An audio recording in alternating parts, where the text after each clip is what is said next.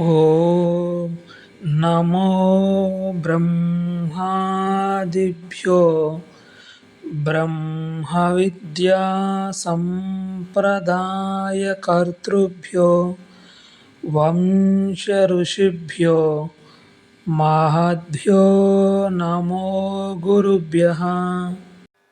మంగళం గురుదేవాయ మహనీయ గుణాత్మనే సర్వలోకశరణ్యాయ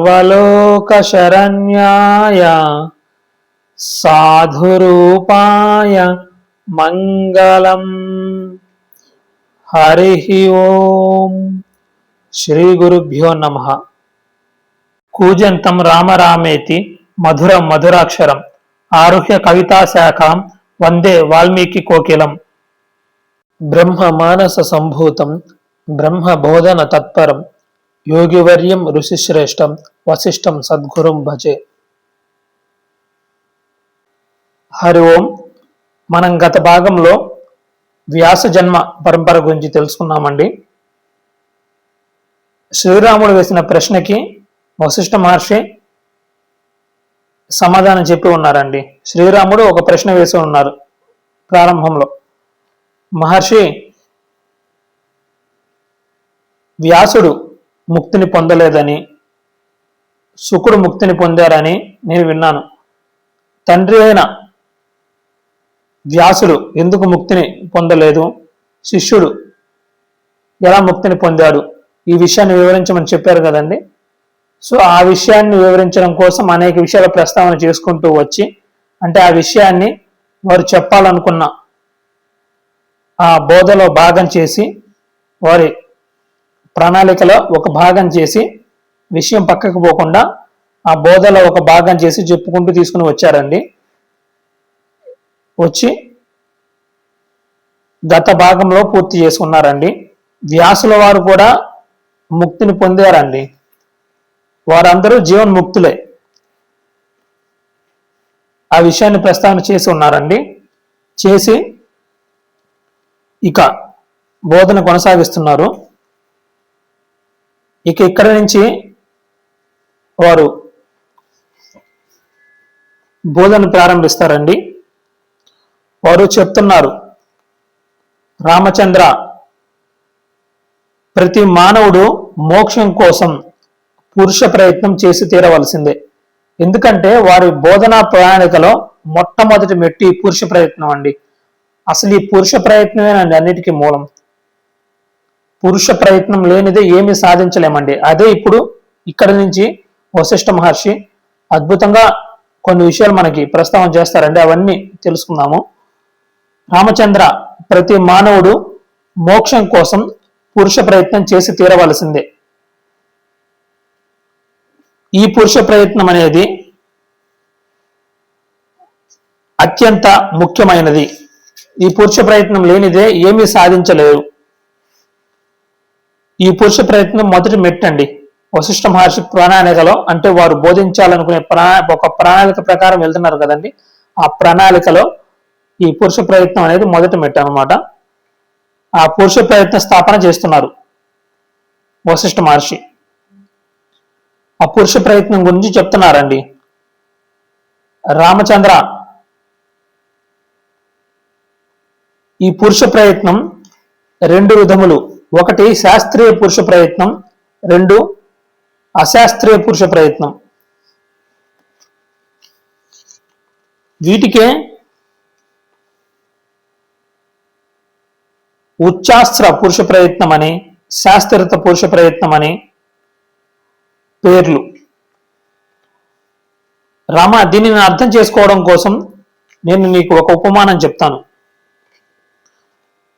రామ, ఒక ఊళ్ళో ఒకడు మంచి ఉద్యానవనం పెంచాడని, దానిలో రంగురంగుల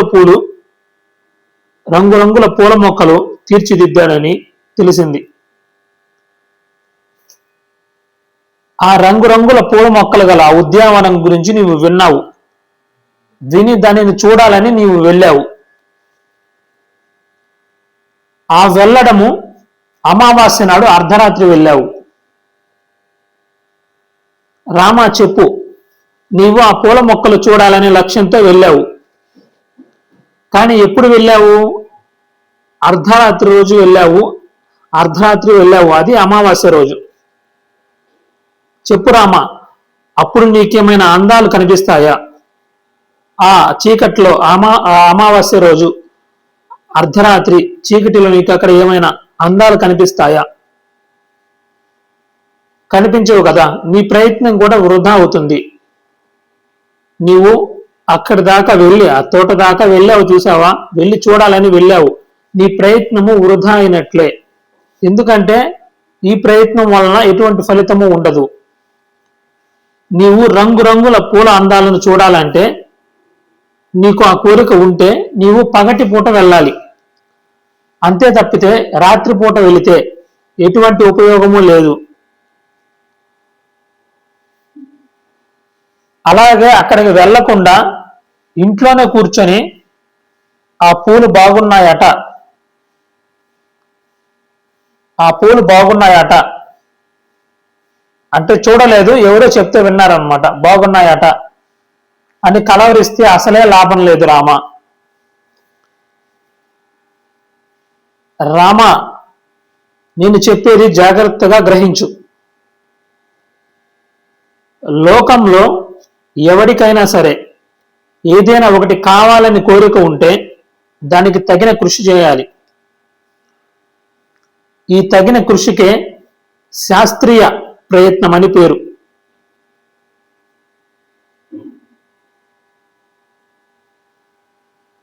తగని కృషి చేస్తే దానికి అశాస్త్రీయ ప్రయత్నం అని పేరు.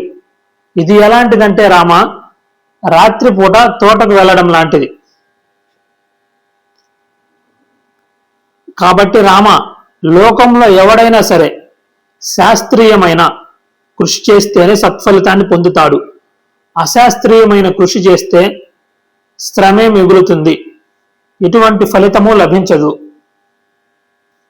ఇది చాలా గొప్ప మాటలండి. అంటే శాస్త్రంలో ఏ విధంగా అయితే చెప్పి ఉన్నారో ఆ విధంగా మనం ప్రయత్నం చేస్తే మనం ఫలితాలను పొందుతామండి. శాస్త్రంలో చెప్పినట్టు మనం ప్రయత్నం చేస్తే మనం సాధించవలసిన ఫలితాలని, మనం చేరుకునవలసిన గమ్యాన్ని చేరుకుంటాము. మన ఇష్టం వచ్చినట్టు మనం చేస్తాము అంటే, నా బుద్ధికి తోచినట్టు నేను చేస్తాను అంటే దానివలన శ్రమే మిగులుతుంది తప్ప ఎటువంటి ఫలితము ఉండదండి. ఇది ఎలాంటిదంటే, రాత్రిపూట ఆ అందమైన రంగురంగుల పూదోటను చూడాలని అమావాస్య రోజు రాత్రిపూట వెళ్ళడం లాంటిది. అక్కడ శ్రమే మిగులుతుంది అతనికి, అక్కడ ఏమీ కనిపించవు. ఇది అశాస్త్రీయ పురుష ప్రయత్నం అండి. అశాస్త్రీయ ప్రయత్నం ఇది. అంటే అవి దానివల్ల ఉపయోగం లేదండి. శాస్త్రంలో ఏం చెప్పారు, ఎలా చెప్పారు, ఎలా చేస్తే మనము ఫలితాలను పొందుతాము, ఎలా చేస్తే మనము అనుకున్న గమ్యాన్ని చేరుకోగలుగుతాము, ఇటువంటి ఈ విధి విధానాలన్నీ ఉంటాయి కదండి. ఆ శాస్త్రం చెప్పినట్టు నడిస్తే మనం గమ్యాన్ని చేరుకుంటామండి. శాస్త్రం చెప్పినట్టు రామా, నీవు పగటిపూట వెళ్ళి చూస్తే నీవు ఆ అందాలని ఆస్వాదించగలవు అని శాస్త్రం చెప్పింది. శాస్త్రం చెప్పినట్లు నీవు పగటిపూట వెళ్ళి ఆ పూతోటను చూస్తే నీవు ఆ రంగురంగుల పూలను చూసి ఆస్వాదించగలవు. ఆ విధంగా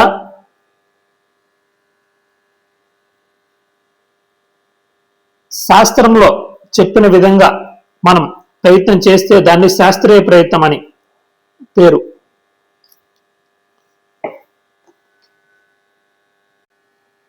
అందుకే మనకి గీతలో ఒక అద్భుతమైన శ్లోకం ఉంటుందండి. తస్మాత్ శాస్త్రం ప్రమాణంతే కార్య అకార్య వ్యవస్థితో అని. అంటే మనకి శాస్త్రం ప్రమాణం అండి. ఏదైనా ఒకటి చెయ్యాలి అంటే శాస్త్రం ప్రమాణం అండి. నేను శాస్త్రాన్ని ప్రమాణంగా స్వీకరించకుండా నా ఇష్టం వచ్చినట్లు నేను చేస్తాను అంటే శ్రమే మిగులుతుందండి. శాస్త్రంలో చెప్పినట్టు మనం చేస్తే పొందవలసిన సత్ఫలితాలను పొందుతామండి. అందుకే గీత చెప్తుంది, తస్మాత్ శాస్త్రం ప్రమాణంతే కార్య అకార్య వ్యవస్థితో అని.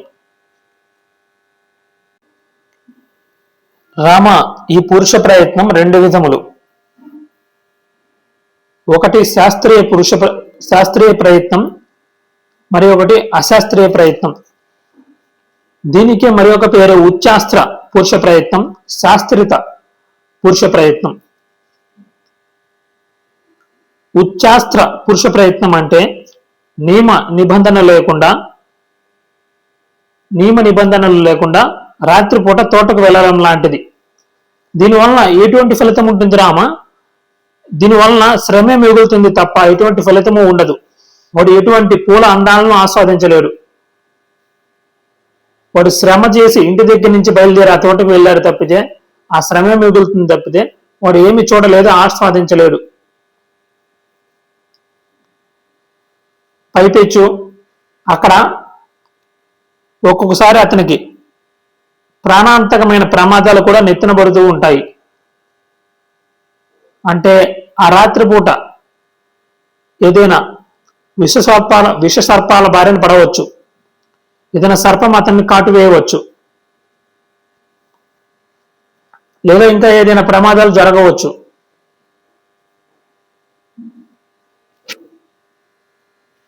ఇటువంటి పని ఎవరు చేయకూడదు రామా. ఇటువంటి ప్రయత్నాన్ని ఎవరు చేయకూడదు. ఇటువంటి ఉచ్చాస్త్ర పురుష ప్రయత్నం పనికిరాదు రామ. దీనికే అశాస్త్రీయ ప్రయత్నం అంటారండి. ఇక రెండవది శాస్త్రీయ పురుష ప్రయత్నం. దీనికే శాస్త్రిత పురుష ప్రయత్నం అని పేరు. శాస్త్రిత పురుష ప్రయత్నం అంటే ఏ ఫలితం కావాలంటే ఏ పని ఎలా చేయాలో ఆ వివరాలన్నీ శాస్త్రాల్లో ఉంటాయి. ఆ శాస్త్రాల ప్రకారం చేసే పనిని శాస్త్రిత పురుష ప్రయత్నం అంటారు. పరమ పురుషార్థాన్ని సాధించే విషయంలో, అంటే జీవితాన్ని సార్థకం చేసుకునే విషయంలో అండి, ఆ కైవల్యాన్ని సాధించే విషయంలో శాస్త్రిత పురుష ప్రయత్నమే పనికి వస్తుంది తప్ప ఉచ్చాస్త్ర పురుష ప్రయత్నం ఎందుకు పనికి రాదు. వ్యర్థ శ్రమ, వృధా శ్రమ. ఈ పురుష ప్రయత్నానికి పెద్ద పీట వేస్తుందండి యోగ వాసిష్టం. వశిష్ఠ మహర్షి ఈ పురుష ప్రయత్నాన్నే ప్రధానంగా తీసుకుని మాట్లాడతారండి. సోమరిలాగా నా తల రాత ఇంతే, ఇంకా నా జీవితం ఇంతే, నుదుటిన రాసిన రాత అనుభవించవలసిందే, ఇక దాన్ని ఎవరూ మార్చలేరు, ఇక నా జీవితం ఇంతే, నేను ఎన్ని చేసినా నా జీవితం మారదు, రాసి పెట్టినట్లు జరగవలసిందే,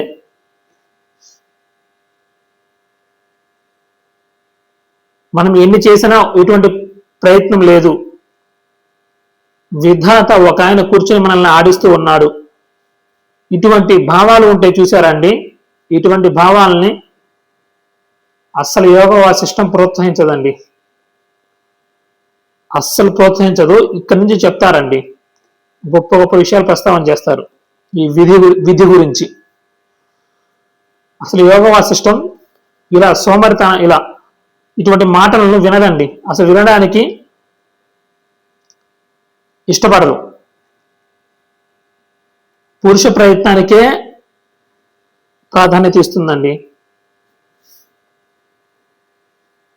అందుకే మహాత్ములందరూ అదే చెప్పారండి, ప్రయత్నం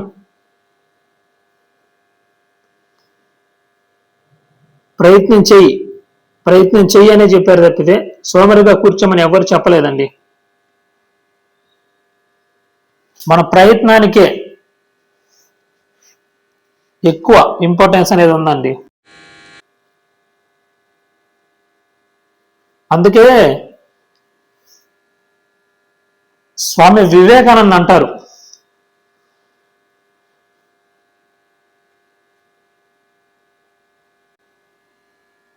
లేవండి, మేల్కొనండి, గమ్యం చేరే వరకు విశ్రమించకండి అని.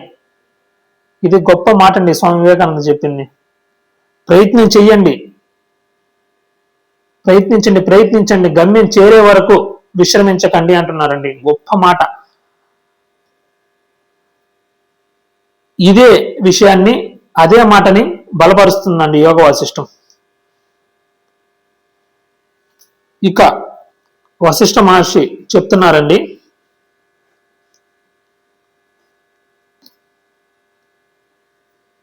వశిష్ఠ మహర్షి,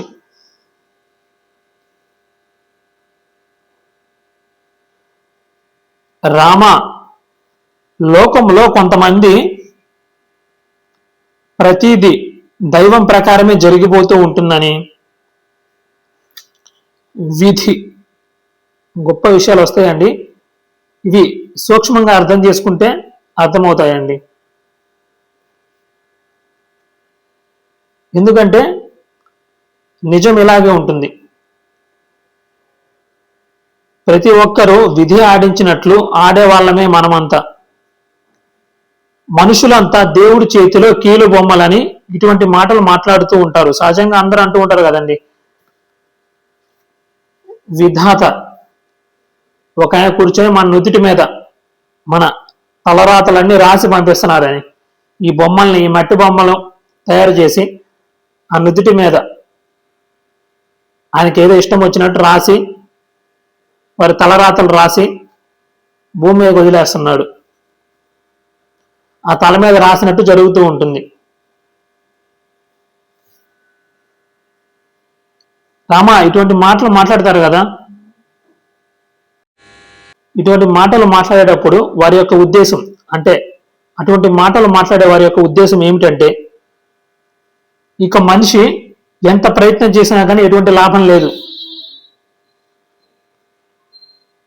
ఇక ప్రయత్నమే వృధా. దైవం అనబడే ఒక అతను ఆకాశంలో కూర్చొని అతనికి అతని ఇష్టానుసారంగా కష్ట సుఖాలు మన నెత్తిన రుద్దుతూ ఉంటాడని,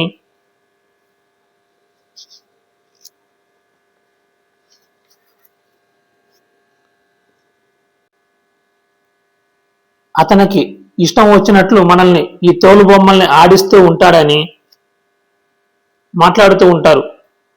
కానీ రామ, కొంచెం జాగ్రత్తగా గమనిస్తే ఎవరైతే ఇటువంటి మాటలు మాట్లాడతాడో వాడి జీవితంలో కొన్ని సన్నివేశాలు చూస్తే, ఏదైనా పెద్ద కష్టం వచ్చి వాడిని ఎత్తిన పడింది అనుకో, ఉదాహరణకి అతని కొడుకు పెద్దవాడై తనని చూసుకుంటాడు అని అనుకున్న కొడుకు మరణించాడు అనుకో, నా కొడుకు పెద్దవాడై ధనవంతుడే నన్ను పోషిస్తాడు అనుకున్నాను, కానీ నా కర్మ ఇలా కాలింది అని అతను శోకాలు పెడుతూ ఉంటాడు. సమాజంలో చూస్తూ ఉంటాం కదా రామ, ఇటువంటి మాటలు మాట్లాడుతూ ఉంటారు కదా, అంతా నా కర్మ అండి అని చెప్పేసి అంటూ ఉంటారు కదా. దీన్ని బట్టి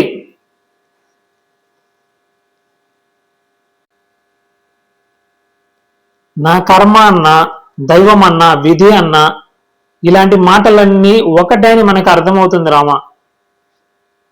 వాడు నా కర్మ అన్నాడు. ఏమిటి ఆ కర్మ? వాడు పూర్వజన్మలో చేసుకున్న కర్మ. ఇప్పుడు వాడు సరదా కోసమో తన గొప్పతనం కోసమో నిప్పు రవ్వను చేత్తో పట్టుకున్నాడు అనుకో రామచంద్ర, అతను సరదా కోసమో లేకపోతే తన గొప్పతనాన్ని చూపించుకోవడం కోసమో ఒక నిప్పును చేతితో పట్టుకున్నాడు అనుకో, వాడి చెయ్యి కొంచెంగా కాలింది అనుకో, అప్పుడు వాడు ఏమంటాడు? ఇది నా కర్మ అనడు. ఎందుకంటే ప్రత్యక్షంగా చేసిన పనికి ప్రత్యక్షంగా ఫలితం కనిపిస్తూ ఉంటే దాన్ని వాడు నా కర్మ అనడు. అంటే ఇప్పుడు వాడు ఒక నిప్పును పట్టుకున్నాడండి, చెయ్యి కాలింది, చెయ్యి కాలితే చెయ్యి కాలింది అంటాడు తప్పితే ఇది నా కర్మ అనడు. ఎందుకంటే ప్రత్యక్షంగా ఇప్పుడు కళ్ళ ముందు కనిపిస్తూ ఉన్నది కాబట్టి అది నా కర్మ అనడు. నేను పట్టుకున్నాను కనుక కాలింది అంటాడు.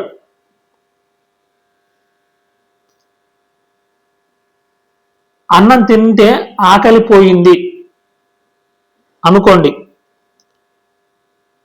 అతడు నా కర్మ అనడు. పూర్వజన్మలో ఎప్పుడో చేసుకున్న కర్మని వాడు నా కర్మ అని పిలుస్తూ ఉంటాడు. కనుక రామచంద్ర, ప్రతివాడు నా కర్మ అని పిలిచేది, ప్రతివాడు నా కర్మ అని అంటూ ఉంటాడు కదండి, నా కర్మ అని పిలిచేది, దైవం అని విధి అని పిలిచేది ఒక్కటే. అంటే కర్మ అన్నా దైవం అన్నా విధి అన్నా ఒక్కటే. కాకపోతే ఇప్పుడు ప్రస్తుతం చేస్తున్న కర్మ ఉన్నది కదా, దీన్ని వాడు కర్మ అనడు. ఎలాగైతే నిప్పు పట్టుకుంటే చెయ్యి కాలిందో దాన్ని వాడు నా కర్మ అనడు. దానిని కూడా కర్మే అనాలి రామ. ప్రస్తుతం చేస్తున్న కర్మని కూడా కర్మే అనాలి. పాత జన్మలో జరిగిన కర్మని కర్మ అని పిలుస్తున్నాడు కదా, అలా ఇప్పుడు చేసిన దాన్ని కూడా కర్మే అనాలి. ఇది కొంచెం గందరగోళంగా ఉంటుంది కనుక వాడు పాత కర్మకు విధి అని పేరు పెట్టాడు. రెండు కర్మలే, ఇప్పుడు చేస్తే చేయి కాలింది కదా, ఇది కూడా కర్మ, ఇది కూడా నా కర్మే అనాలి. కానీ అనడు. అంటే ప్రత్యక్షంగా ఇప్పుడు కళ్ళ ముందు జరుగుతుంది కాబట్టి కర్మ అనాడు. గత జన్మల్లో ఎప్పుడు వాడు చేసుకుని ఉంటాడు కదా, దాన్ని వాడు నా కర్మ అని పిలుస్తూ ఉంటాడు. వాస్తవానికి రెండు కర్మలే. ఇవి రెండు కర్మలే కదా, దీనికి కొంచెం మార్పు చేసి ఆ పాత కర్మ ఉంది కదా దానికి విధి అని పేరు పెట్టాడు. అంటే విధి అని పిలుస్తున్నాడు. అంతా విధి రాత అండి, విధాత రాసిన రాత, ఆయన ఇష్టం వచ్చినట్టు రాశాడు, రాసిన ప్రకారం జరగవలసింది అంటున్నాడు. వాస్తవానికి ఎవరో కూర్చొని ఎక్కడో లోకంలో కూర్చొని రాయలేదండి, అది కూడా కర్మే. దానికే మరి ఒక పేరు విధి, అంతే. ఆ కర్మ ప్రకారమే ఇప్పుడు అనుభవిస్తున్నాడు. ఇప్పుడు చేసాడు కర్మ, నిప్పును పట్టుకున్నాడు, దాని ఫలితంగానే చేయి కాలి ఆ బాధను అనుభవిస్తున్నాడు. రెండు కర్మలే అండి. రామ, అతడే పాత కర్మకు విధి అనే పేరు పెట్టాడు. కొంతకాలం తర్వాత ఆ పేరు తనే పెట్టానని మరిచిపోయి విధి అనే అతను ఒకడు ఆకాశంలో ఉన్నాడనే భ్రాంతిలో పడుతున్నాడు. రామ, ఇది లోకం తీరయ్యా, ఈ విషయాన్ని నీవు జాగ్రత్తగా గమనించు. రామ, సరిగ్గా పరిశీలించి చూస్తే పూర్వం చేసుకున్న కర్మ, అంటే నా ప్రారంధము అని అంటున్నారు కదా, నా కర్మ అని, అది గత జన్మ కర్మ, పూర్వం చేసుకున్న కర్మ, ఇప్పుడు ప్రస్తుతం చేస్తున్న కర్మ, అంటే నిప్పును పట్టుకున్నాడు కదండి, చేయి కాలింది కదా, ఈ కర్మ, ఇప్పుడు చేస్తున్న కర్మ అన్ని రెండు రకాల కర్మే ఉంది తప్పితే, అంటే గత కర్మ ఇప్పుడు ప్రస్తుతం చేస్తున్న కర్మ, ఈ రెండు రకాల కర్మే ఉంది తప్పితే విధి అనేది లేనే లేదు. అది పేరు మాత్రమే. అంటే ఎక్కడో ఒక ఆయన కూర్చొని విధాత మన నుదిటిన ఆయనకి ఇష్టం వచ్చినట్లు రాస్తూ ఉంటారు. ఇటువంటి విధి అనేది లేనే లేదు, అది పేరు మాత్రమే. ఎప్పుడైనా సరే నీ కర్మతో నువ్వే ఫలితాలు సాధించాలి.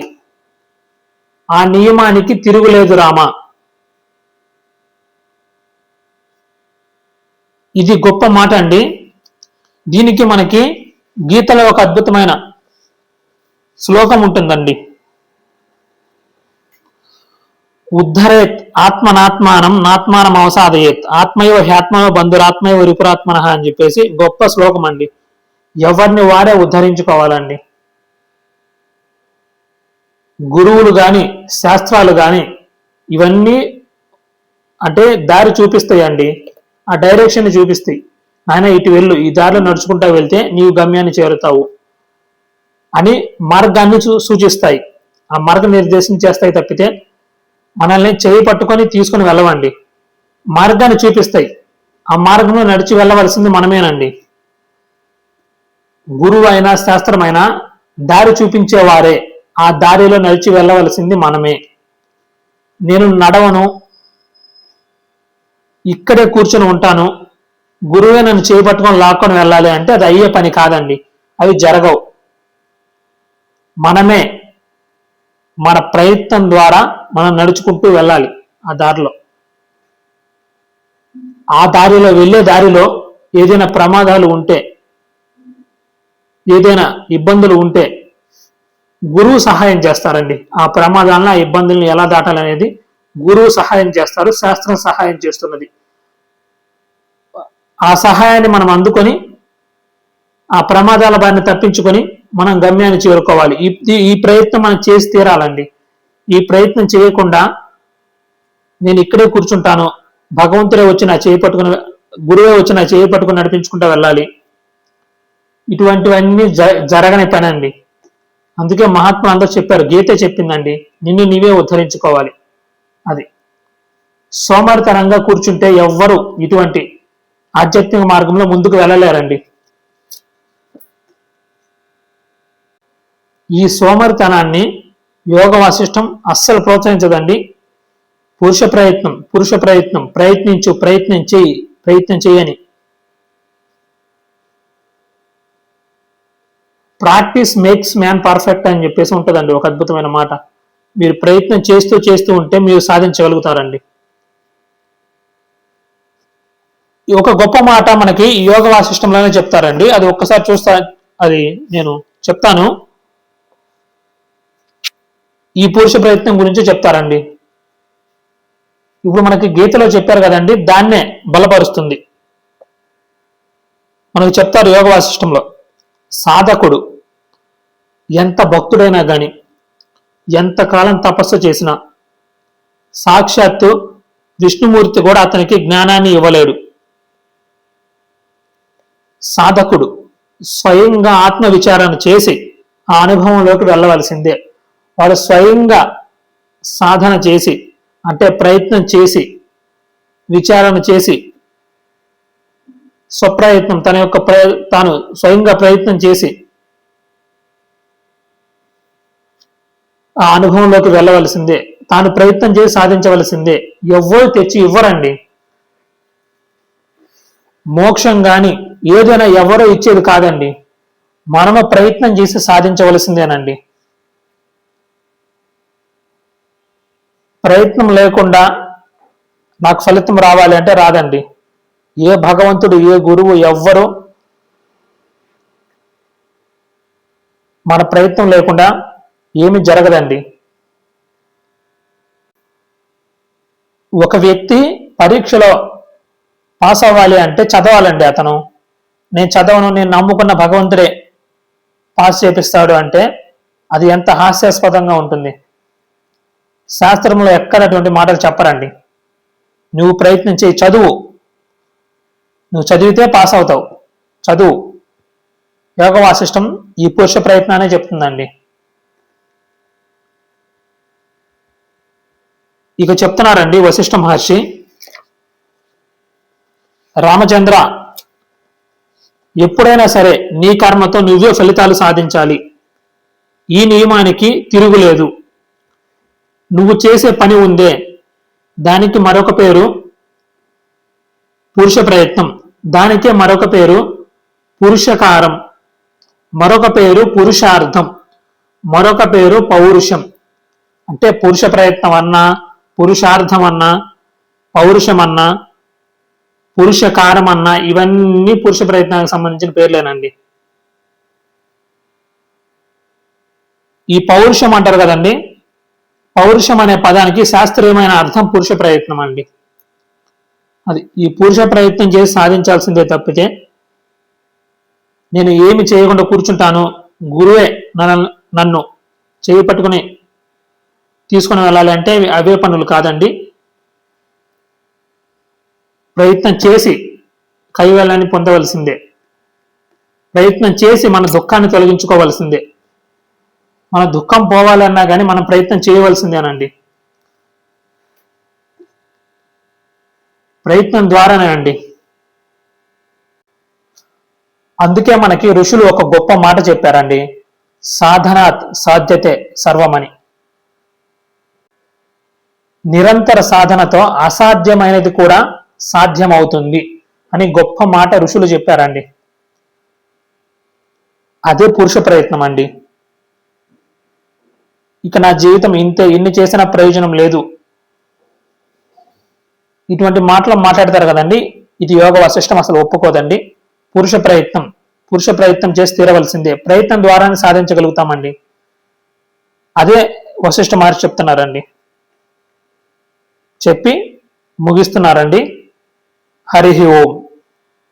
ఓం సర్వే జనా సుఖినో భవంతు, సమస్త సన్మంగళాని సంతు, అసతో మా సద్గమయ, తమసో మా జ్యోతిర్గమయ, మృత్యోర్మా అమృతంగమయ. ఓం శాంతి శాంతి శాంతి.